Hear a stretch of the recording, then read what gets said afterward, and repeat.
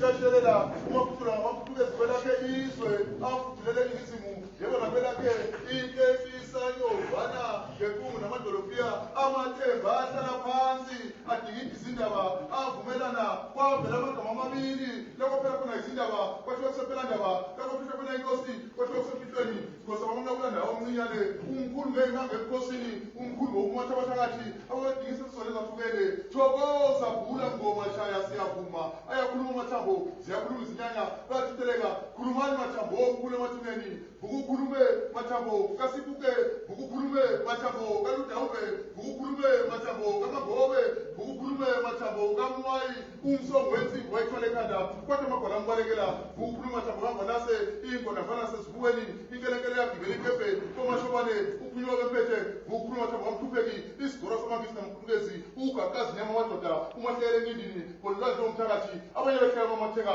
vukukhulume mathambo kamzimba uhameza besuthu uhlaba zombili ipondo utibatiko wadumisilatingi umanye endlini njengomlungu abafakazane abanye emahlathini yebo njengamathendela usifuba singungu yebo singubele hlesibhokayo kuyoshimiza amadoda tembe mbolanye amanye omkondra abahlomela ihlomela bheni khamangakho ukhamela abashoti mlawu wantrenga ndaba ezitha fethe fethe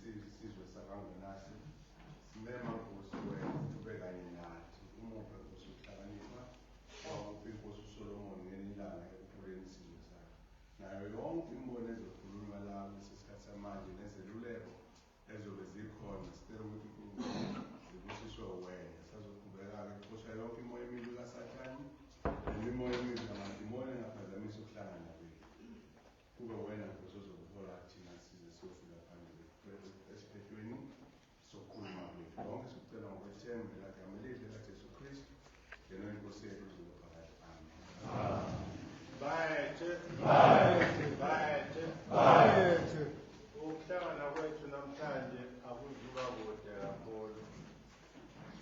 Sizolalela imibiko esizoyithola, inkosi izosilekelela ukusihambela phambili. Kodwa nje ngiyafisa ukusho lana ukuthi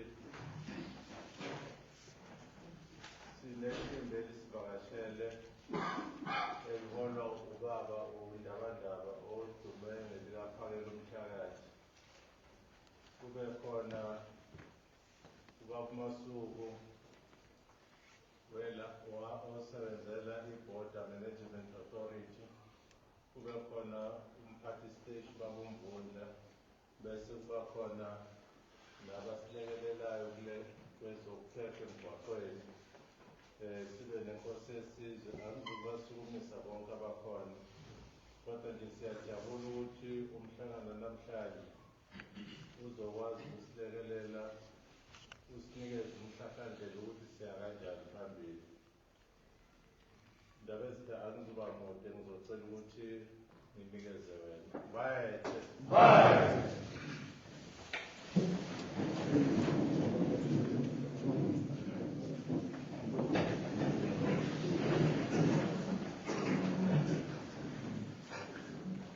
Siyabonga kakhulu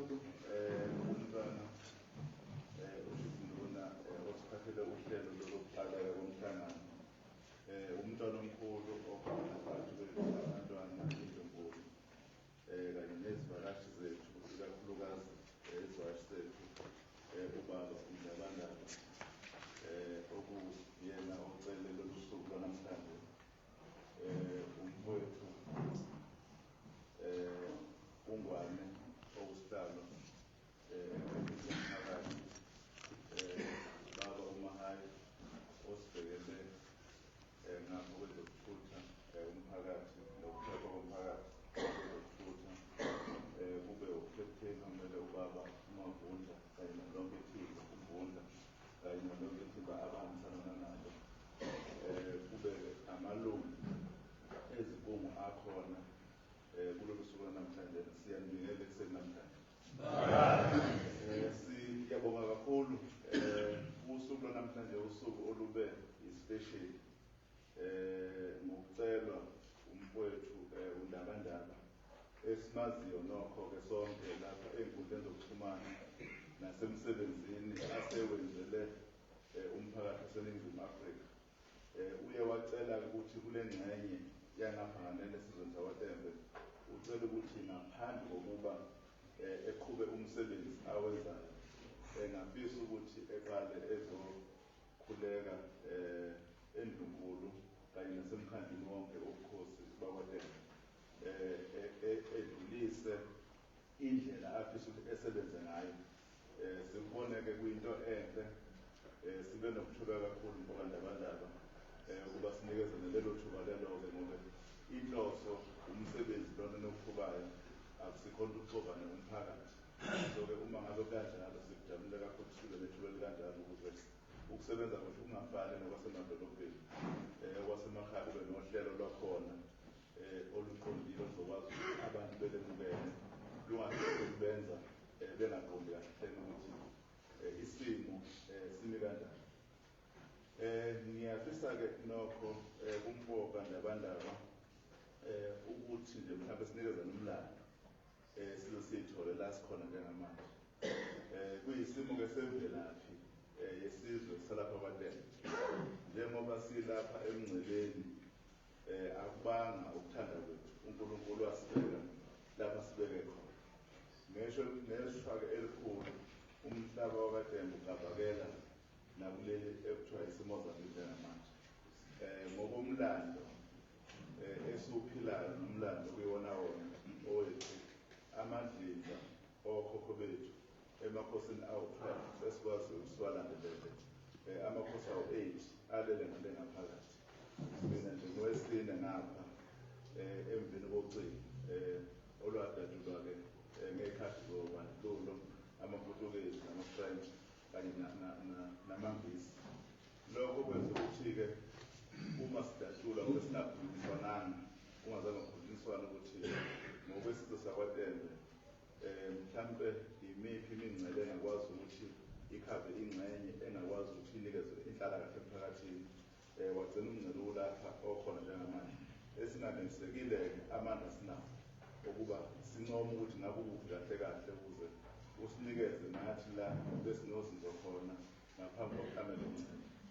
So kwenzekile-ke ekuphileni kwethu kutholakala ukuthi uma unozinzo la kwangonase umngcele sowukhanyiwe umuntu wakwaTembe uyofuna itoho empangeni, uyofuna itoho eThekwini.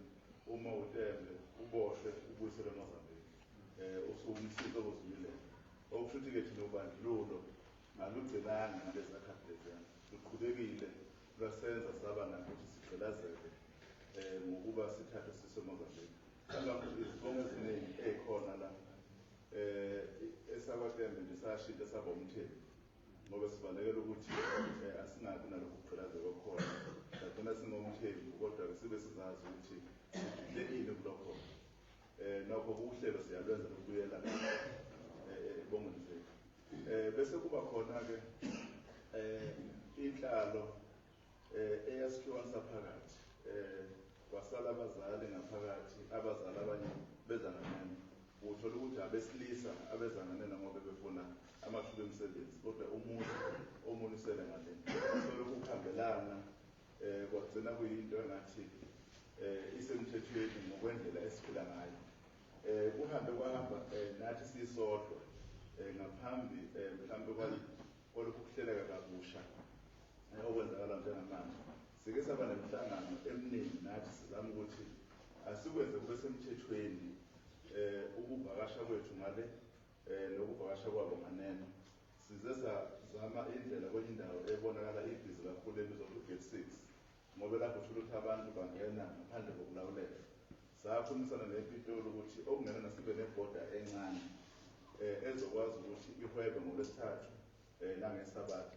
Sithi senzele ukuthi kube khona ama-permit abakhona azolawula umuntu njalo khona iy'nsuku okungenani ezimbili noma ey'ntathu uma ngabe ezela umncwabo ezela imishado ingane zesikole uma zifunda zibe nayo into ezenza sikwazi ukuthi zikhululeke kule phemithi ezitholayo. Salwenza uhlelo lwaya ngasekupheleni kodwa-ke ngesho elikhulu uma kushintsha uhulumeni kwaqala ukuthi uhulumeni akasaboni ngale ndlela abesihlela ngayo uhulumeni lomdala. Lwase kusemaphethelweni sokuqashwe nabantu okufanele besebenze kule bhodi ezokwazi ukuthi ilekelele. Uhulumeni-ke ngey'ngqinamba ezaba khona ngokweqiswa kwey'moto wagcina wabona ukuthi uma ngabe ezokwenza amabhoda amaningi kuzokwenza ukuthi insebenzo nokulawuleka kungabi kuhle, wagcina-ke sekubhadelele kanjalo. So-ke ezinye zezinto lezo ezitshengisayo ukuthi indlela ehlelekile yokuba khona kwabantu nganeno kodwa behlala kwelinye izwe sazivele sifisile ukuthi akube khona ukulawuleka okanjalo. So-ke emveni kwalokho besilokhu sibhekile ukuthi mhlawumbe lokuvuseleleka lolelo lolokho sike salukhuluma nohulumeni basekhaya sithemba ukuthi kuzovuseleleka. Kanti-ke ngenhlanhla enkulu kuzoba-ke nalolu hlelo ezoluthinta-ke izwe lonke lapha okumele ukuthi abokufika abangebona abakuleli kube khona inhlelo eniyihlelile nohulumeni wakuleli izwe nesifundazwe sakuleli izwe. Umuntu ube khona-ke inhlelweni eyikhona ngokwe-province lapho nanivakashela khona indleko bomdabu kanye nenhlaka ezinye ezibambe iqhaza. Savumelana-ke njengendlu yabaholi bomdabu ukuthi siyaluxhasa lolu hlelo, siyafisa ukuthi lukhunduze yonke indawo ngoba sonke sikhungathekile ekuthenini asazi ukuthi ukulawuleka kwalabantu singakulawula kanjani. Ngicabanga ukuthi-ke ngokufaka isicelo sokuthi ufike mathupha uzobeka ukuthi udaba ufisa ukuthi luhambe kanjani. Sifisa ukuba sikwemukele sikunikeze-ke ithuba lokuthi uphefumule ngendlela ofisa sibambisana ngayo. Ngiyethemba ukuthi ngoba kuwuhlelo oluvulelekile sobe sesinikezela-ke mhlawumbe nakwababili nabathathu nabo bebeke ukuthi bazizwa beyingane ngoba siyafisa ukuthi sibe izakhamizi ezivikelekile, sibe izakhamizi ezokwazi ukuzihambisana nohlelo olukhona ezweni lonke. Emlandweni lomsipheshana umuntu asedlula kubona ukuthi esethi isimo singefane nakwezinye indawo, kodwa-ke siyafisa ukuthi ukuhlela kwabantu kube okuthatheleka phezulu kungagcini kulimala izinto